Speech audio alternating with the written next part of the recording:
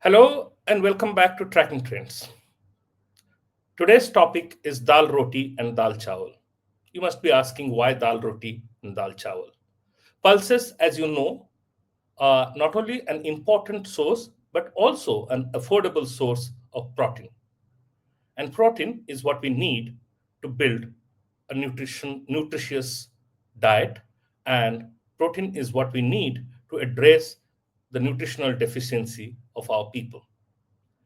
India consumes more than 30 million tons of pulses every year. But not all of that is produced here. More than 20% of our pulses that we consume are imported. And still, our protein consumption is almost at half of what it ought to be, which is why we need to increase pulses production. We need to cut our dependency on imported pulses, and which is why the government recently announced a pulses mission. Will it work? What will it take to make it work? All of that we will today discuss with a special guest, G. Chandrashekhar, who has been tracking the commodities sector for more than 4 decades. He has been a journalist, an economist, and a policy commentator. He was once the editor of the Hindu Business Line. He sits as on the board of several companies as independent director. He teaches, coaches, and mentors. He's also a member of the Securities Exchange Board of India, SEBI, SEBI's Advisory Committee on Commodity Derivatives.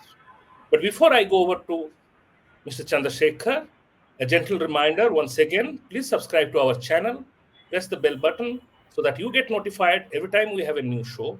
And whatever we are going to talk about, you can also watch this and read about it on basispointinsight.com. So do subscribe to basispointinsight.com as well.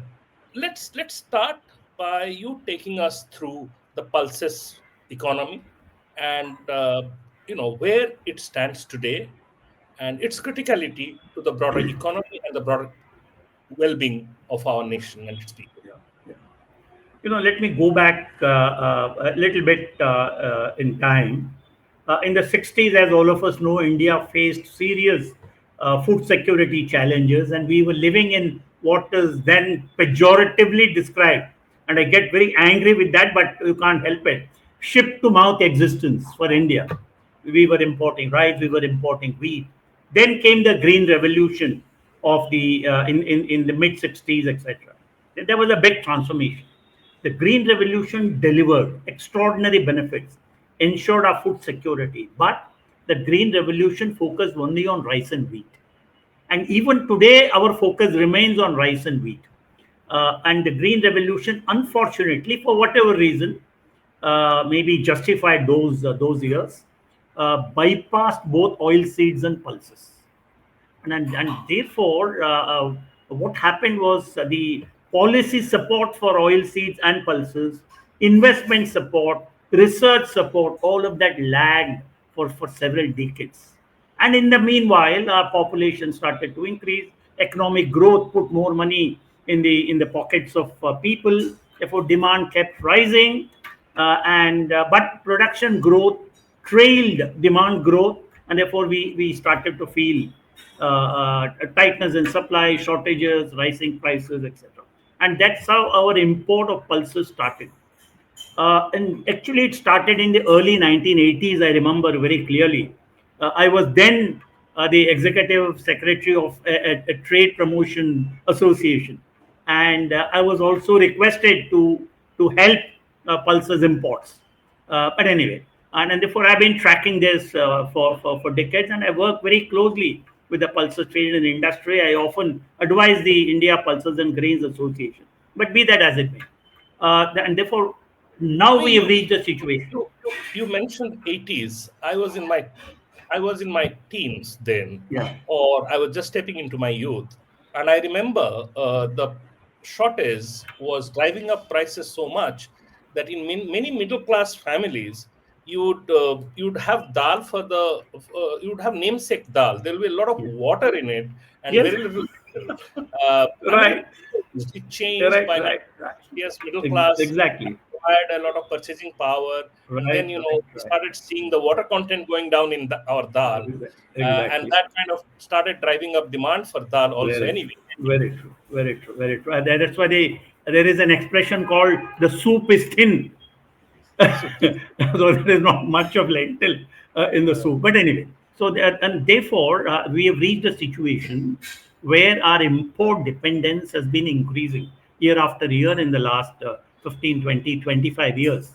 I remember the first event of the Global Pulses Confederation, which is a global body of pulses producing, importing, and exporting nations, was held in India way back in 2006. At that time, our import was only 300,000 tons, 3 lakh tons. And then I made a projection for the next 5 years that our imports, our demand will rise rapidly, and it actually happened the way I had projected. And then there has been no looking back, unfortunately. And we have therefore reached a situation today where not only agriculture overall, but pulses cultivation in particular is facing multiple challenges: land constraints, water shortage, climate change. We don't have enough land. Our land under pulses cultivation is stagnated between 29 and 30 million hectares. Our production over the last 3 or 4 years has actually declined from 27.3 million tons in 2021-22. It went down to 26.1 million tons, then went further down to 24.2 million tons, and of course last year it improved by a million tons. At the same time, our imports have started to increase from probably 2.5 million tons in 21, 22, and 22, 23. It actually doubled to close to 5 million tons the following year. And 24, 25, a new record, 7 million tons of import. And yeah. I think the situation is actually worsening. So instead of improving, the situation is worsening. Our production targets have not been achieved at all. I don't know on what basis these production targets are set. And I am sorry, I'm being very aggressive in saying this because I I've written many commentaries and publicly spoken about all this in front of policymakers, that I think we are not paying adequate attention to the core fundamental or structural challenges of pulses, and we are doing more of cosmetic activities. And if So you were to ask me, what are those structural challenges of pulses? we'll come to it. Just to Sure. recap the Mm. numbers, Yeah. and for the benefit of our audience. Yeah. So in the past 5 years, or rather 4 years, Yeah.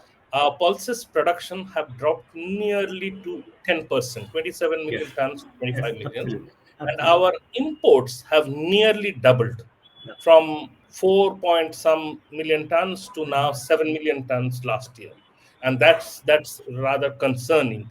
And why it Absolutely. should be concerning is because pulses, as we agree, is an important and affordable source of nutrition and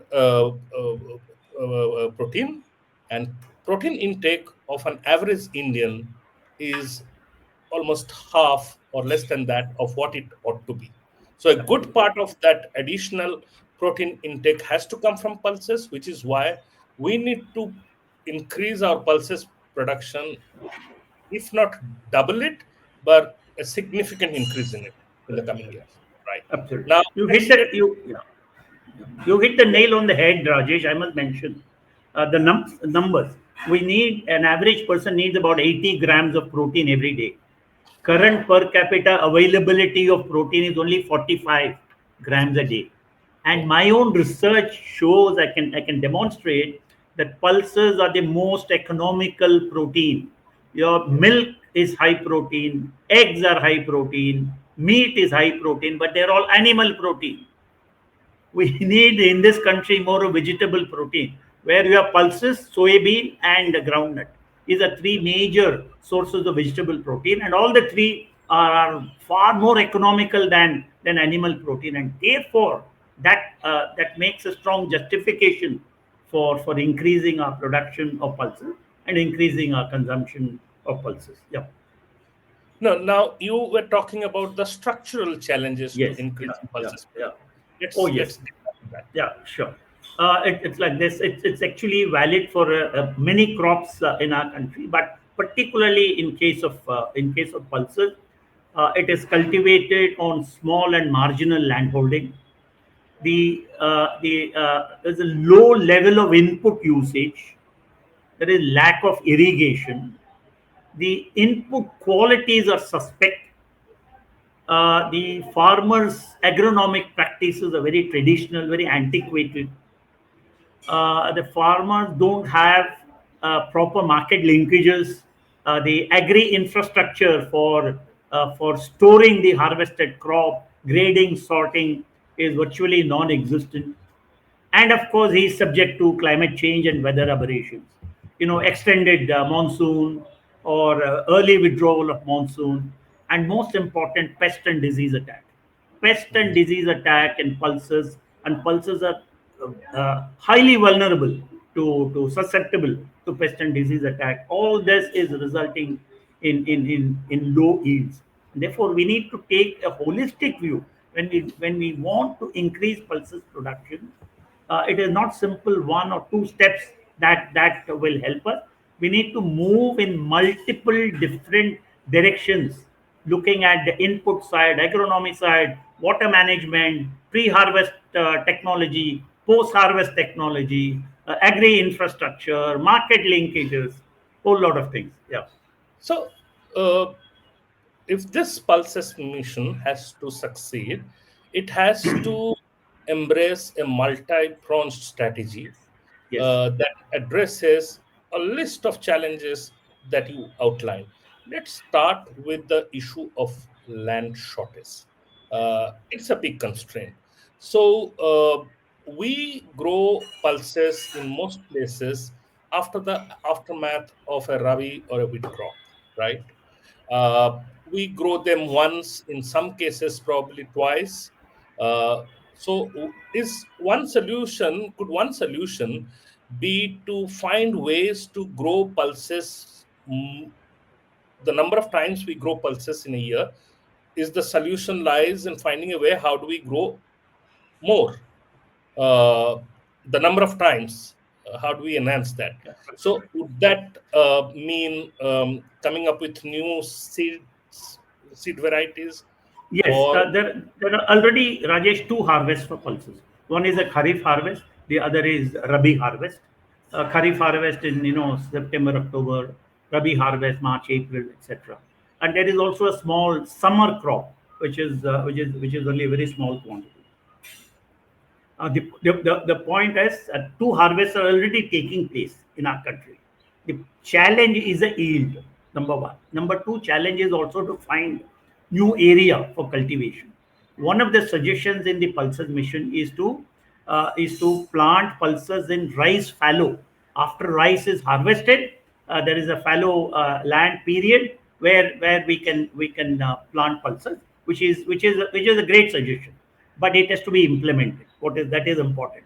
And they have identified something like 3 million hectares of rice fallows where pulses can be cultivated. But I would think more important than that is to focus on Punjab and Haryana. Why am I saying this?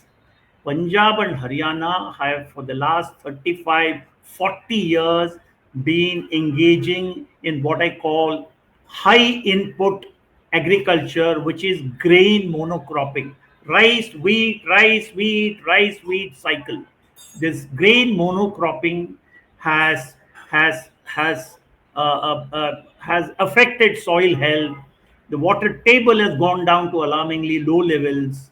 There is an environmental disaster actually waiting to happen in Punjab and Haryana. This needs to be broken, but that needs enormous political will. And we need to, the policymaker, all of us together have to convince the farmers that it will be in his own interest to move at least a part of his land from rice and wheat into pulses. It's a huge challenge, but massive communication uh, uh, um, um, and conviction. We need to stakeholder consultation is required. Second, we need to also protect the incomes of farmers in Punjab and Haryana who cultivate rice and wheat. That which means by with which means pulses it may not be possible, but therefore you need to compensate them for moving away from rice and wheat. That will call for big amount of subsidy. We have to be ready for all of that. If we want to produce more pulses, Punjab and Haryana are areas where we need crop rotation, and in that crop rotation pulses will fit in extremely well. And that's not going to any significantly affect our rice and wheat production. In any case, we have surplus rice production, and therefore there is a case, but enormous political will is required. It is the moral responsibility of the central government and the state governments, all of them to work together and come to a solution, find a solution. It is possible, it is doable, but political will. so which means the government has to look at the minimum support price, Yes. but then that has a bearing on the retail prices of pulses and what consumers will have to pay. So are there other ways of subsidizing and incentivizing? Not really. If we are looking only at Punjab and Haryana for crop diversification and area shift, then the Punjab farmer, Haryana farmer will definitely say, if I were to move away from rice and wheat, I'm going to lose some money, because food corporation is the only buyer, often first, last, and only buyer of rice and wheat from Punjab and Haryana. So if the same level of procurement must happen as far as pulses are concerned. And NAFED is the procurement agency. Therefore, we need to strengthen that procurement infrastructure of NAFED. But therefore, finally, uh, farmers have to take home. There can be, or there shall be no compromise on the take home money of the farmer, and that will involve subsidy. But is there any other way, is what you're asking.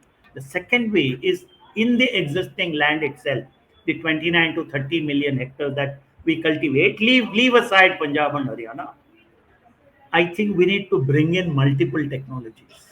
Today, technology infusion in pulses cultivation is extraordinarily limited or non existent in my view. And I would argue very strongly, not only for Indian agriculture in general, but certainly for pulses, we need to infuse multiple technologies. And what are these multiple technologies?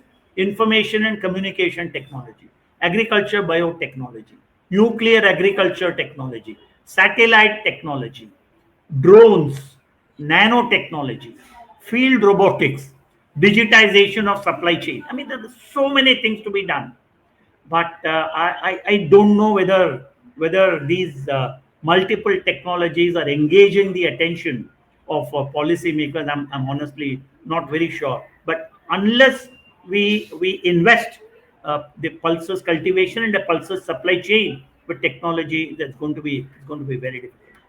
Now, I We mean, need we need breakthrough. Sorry, first primarily we need a breakthrough in seed technology, yeah. and that is not happening. That's the tragic part, because our yields are very low and they are not rising, and climate change is hurting our yields. Therefore, we need climate resilient varieties, climate smart agriculture.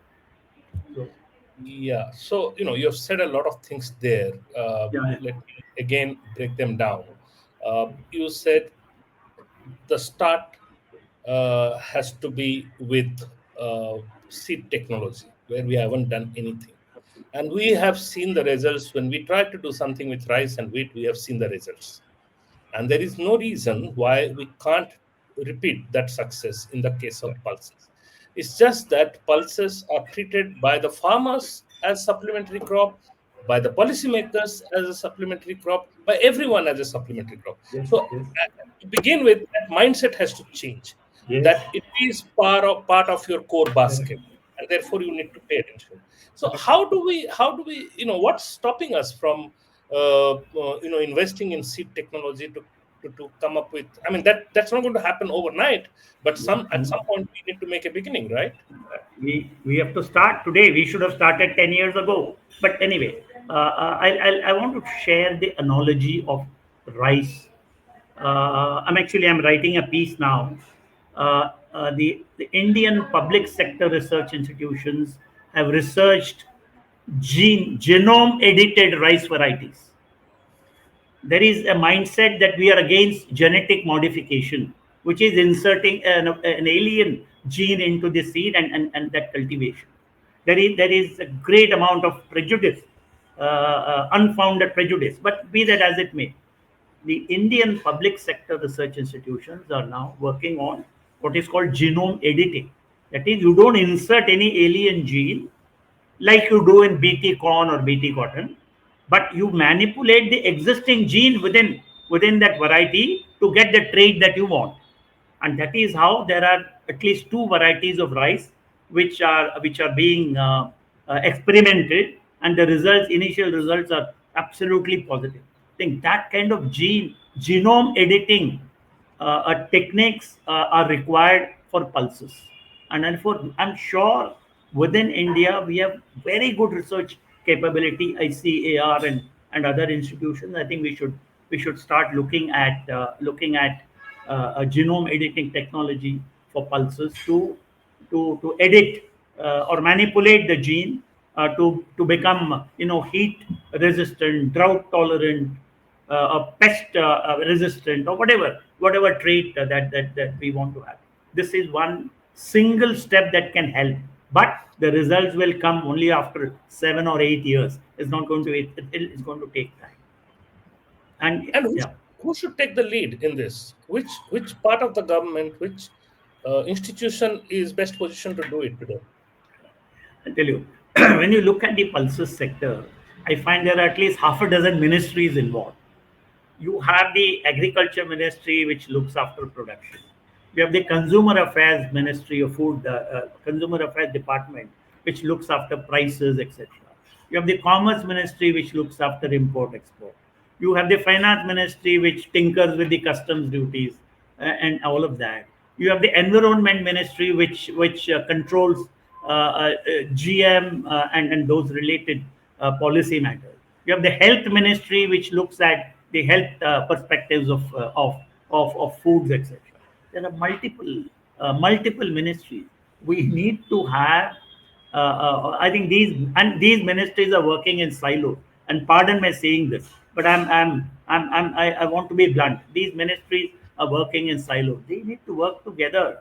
We need to have seamless policy right from input side to cultivation, harvest, processing, value addition, distribution, import, export, tariffs, all of that must work very seamlessly in just one policy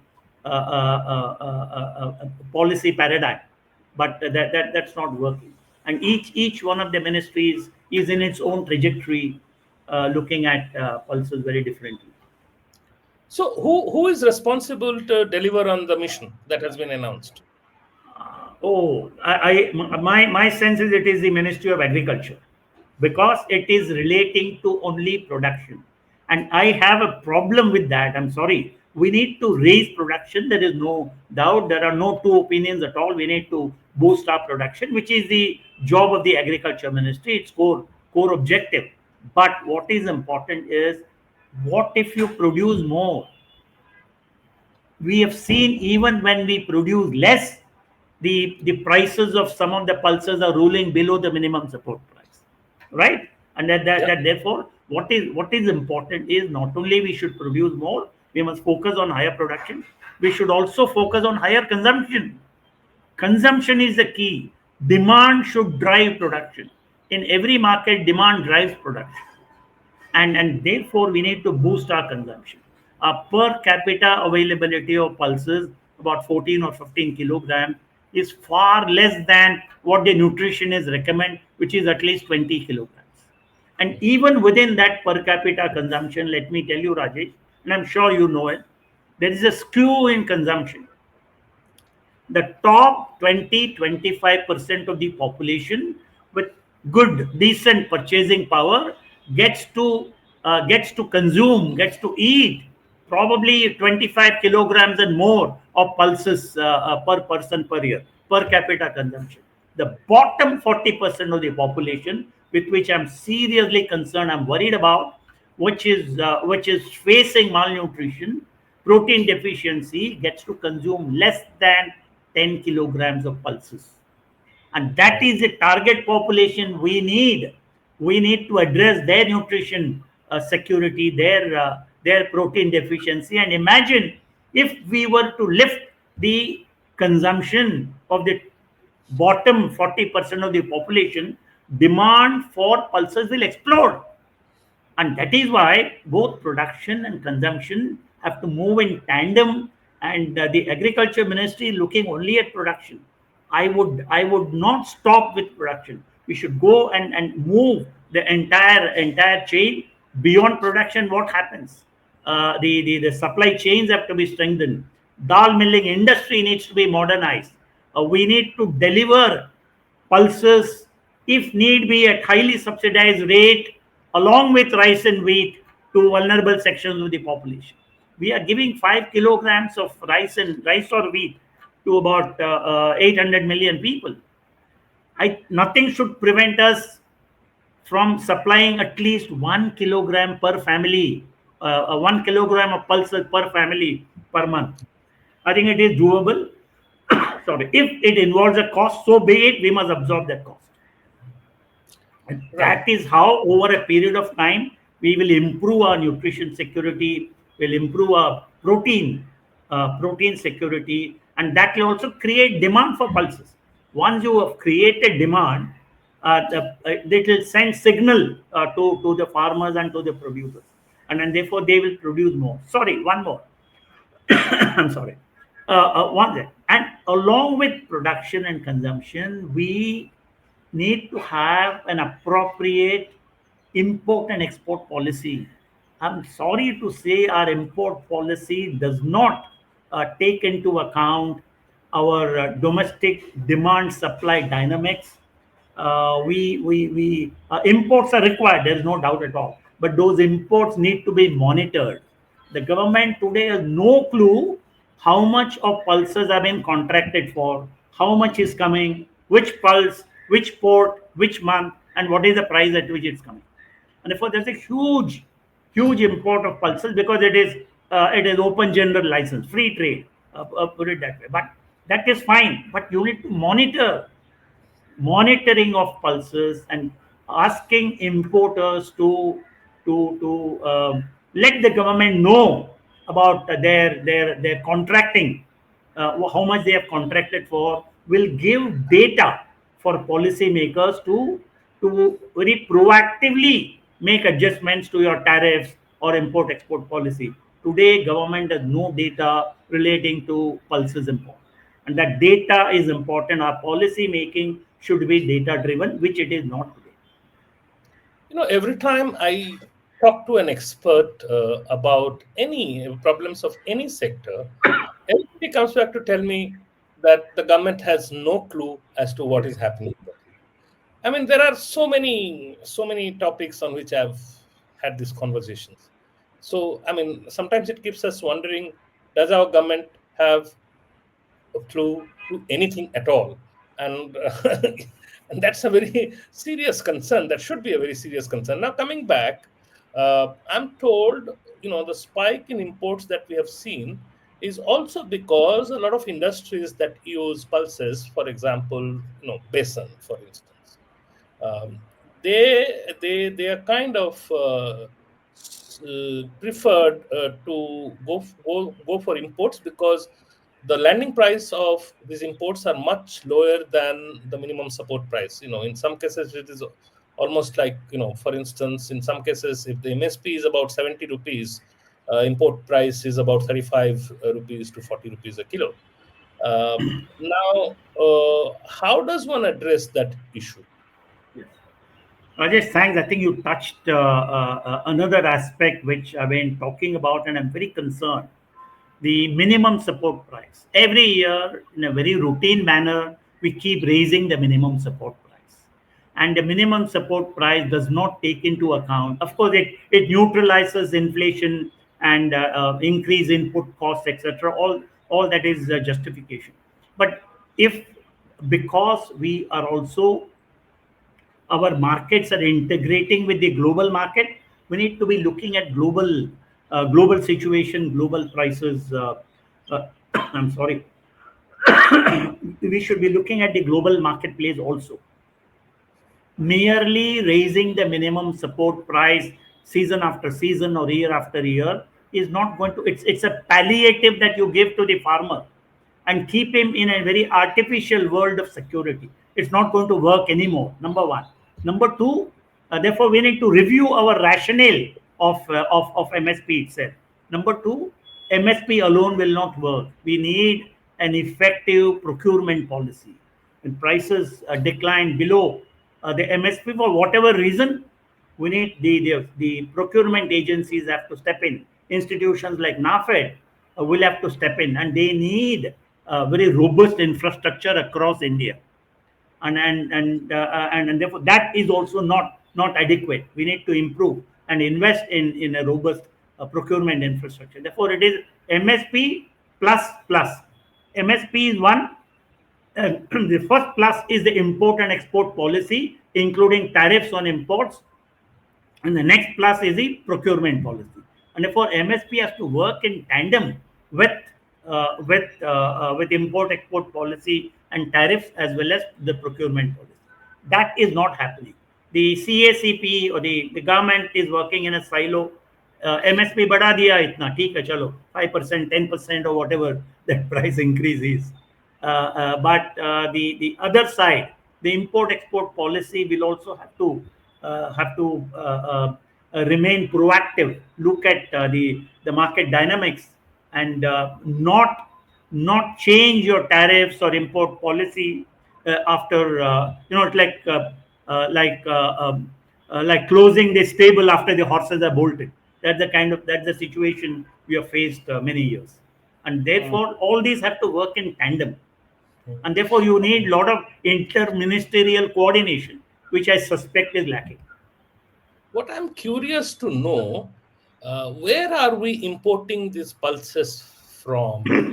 I'm told most of it is from Africa, East Africa, Myanmar. These are, I mean, very, backward countries. How are they able to produce pulses at a lower price and therefore are able to sell it to us at a lower price? We import different pulses from different origins. For example, we import lentils from Canada, the US, from Australia, etc. We import pigeon pea, which is tur or arar, from Myanmar and from some of the African origins like Mozambique and Malawi and Tanzania, etc. And we import chickpea. There is a duty on chickpea import from again Russia, Canada, Australia, etc. For different origins, supply to us different kinds of pulses. But Myanmar is a big supplier. East African countries, including Mozambique and Tanzania, are fairly decent supplier. Otherwise, a lot of yellow pea comes from Canada mainly. And now these days we have diversified even from Russia. We are importing, and therefore I think our imports are fairly well diversified. In case of Africa, their cost of production is very low, and therefore they are able, and their currency values are weak, obviously, and therefore they are able to export to us competitively. No, And so is the case with yellow pea, and they are yes, coming from Canada, as you said. that So how are the correct. Canadians able to sell it for us? That's because their yields are very high. Okay. Their yield is about 2.5 tons a hectare. And Mhm. believe you me, Rajesh, yellow pea in Canada is actually animal feed. Yeah, yeah, that's But right. it is nutritious. There are no complaint against yellow pea. It is pet food or animal food there For us, it is human food in India. There is nothing wrong at all. But but if when you have excessive import of these crops like yellow pea, it depresses domestic prices, and that is why I'm demanding a monitoring of import. Okay. The government of India must have a system of registration of import contract in advance. Hmm. I'm not talking about controlling, I'm talking about monitoring. There's a Hmm. difference. So don't control import, monitor import, so that once you know how much quantity is expected, then you proactively take a decision to probably regulate the import better, impose a tariff, or trade and tariff policy decisions can be taken. But today, no one really knows. Yeah. Do Australia and Canada subsidize their pulses productions directly? Not really. At least on paper, when I talk to all of them, they all say no. There is no subsidy at all. But Okay. the way that agronomy works, their seed quality, their agriculture works. I think their yields are naturally higher, So and therefore that means lower cost of production. When yields, they have invested in yeah, they've technology. invested They have absolutely, invested in technology, and a good part absolutely, of that investment must have come from the government, and which absolutely, is now they are reaping the harvest. yeah, absolutely. Which brings me to the last question before we wrap up.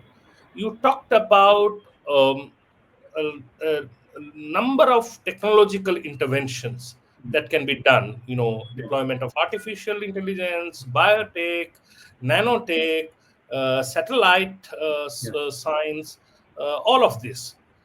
Now, it all looks very good and exciting on paper. But unfortunately, in a country dominated by small farm agriculture, Correct. Correct. you need to build robust institutional support network to make these technologies work on the ground. You talked about field robotics. uh, Otherwise we would end up saying that, look, all these technologies are there, we are not able to take a benefit out of it because we are a small farm agriculture, so therefore go for corporate farming, only then yield will go. No, our challenge is how do we make our farmers more productive, and what the government can do to build a robust institutional backup mechanism. What would be your key thoughts very quickly? Absolutely. Uh, First, technology is scale neutral. A technology will work effectively on a 2-acre farm. It will work as effectively in a 2,000-acre farm. This is number one. Number two, technological interventions are not going to result in massive unemployment for farmers. But admittedly, even today, we have a certain disguised unemployment in our agriculture. If for an example, as an example, in a 2 acre of land, you need 3 people to work, hypothetically. Actually, there are 5 people employed. 5 people are not required, but 5 people are employed because the work is there only for 3 people. For the other two, there is no other job opportunity. Therefore, he's come back to the farm. For there is something called disguised unemployment. So this disguised unemployment will vanish once you have technology, because only those people who are required will stay. But what will those extra 2 people who will exit land do? They need to find. We need to skill them. We need to do skill development for them to go into other areas of activity, and therefore it's actually we need to look at all of this very very holistically. I'm not saying merely bring genetically modified seeds and then it's a magic bullet. Therefore, our productivity will go up. No, it doesn't work that way. We need a gradual infusion of technology in agriculture in general and in pulses in particular. And over a period of time, it'll start earning results, and therefore and to say that multiple technologies can potentially lead to corporatization of agriculture. I think it's at this point of time is a little far-fetched, but but what we should actually be doing is encouraging farmer producer companies which have several hundred members who they form a company, and obviously they have they have probably several a few thousand acres of land cumulatively. They should be encouraged to to adopt technologies, No, including all these multiple technologies, and they need to be first trained and educated how to use technology. Yeah, obviously a 2,000 acre farmer will have very different higher levels of scale economies than a 2 acre farmer done, and that is why I'm saying that encourage more and more of farmer producer organizations, which means about several hundred farmers form themselves into a company. They will have a few thousand acres of land, and then they will have economies of scale, and then you start infusing technology there, for which you need to start first educating the FPOs, which is important. There will be challenges. It's not a clean, straightforward movement, but I think we need to learn, we need to work on it, we need to face the challenges, but be resilient, be proactive in identifying the emerging risks, and then taking action to address to manage that risk. Yeah. great. I think we have covered a lot of ground. Uh, uh, you have very nicely outlined the criticality of enhancing pulses production, not just from the standpoint of farmers' welfare, but also the health care of the country, because in India, the average Indian's protein intake is about half of what it ought to be, and pulses are an important and economical source of protein. We need to enhance our pulses production significantly. In fact, the history tells us that for several decades, pulses production in India stagnated almost nearly at about 13, 14 million. In the past 10, 15 years, we have just seen that number double. So we could do it in the case of Moong, we could do it in the case of Chana. We haven't been able to repeat that success in the case of Urad or Arhar. So we can actually look back upon our own success to learn a few lessons and replicate them. So that's there. Having said that, I think it is also important to take note of what you said. Technology today offers us many opportunities to identify these problems. You have the challenges of land shortage, you have the challenges of water shortage, and you need to build anything that you now need to do. You need to do it in a climate change resilient fashion. Uh, uh, Now, in all of these, one of the things that stands out, while the government has rightly announced a mission dedicated to pulses, but what it seems that the focus is limited to production. What comes out of your explanation, that it is not just enough to focus on production. You need to also look at consumption. You also need to look at marketing and distribution, which inter alia also makes you look at the kind of trade policy that you need to calibrate around that. So there is a lot of task, and the government needs to pay attention to these other aspects as well, failing which the pulses mission may not be able to achieve the full goal that it has set out itself to do so. Thank you very much, Mr. Chandrasekhar, for joining us. And to our audience who have patiently watched, if you have liked the episode, give us a like, subscribe to our channel, and keep coming back to us. Thank you very much.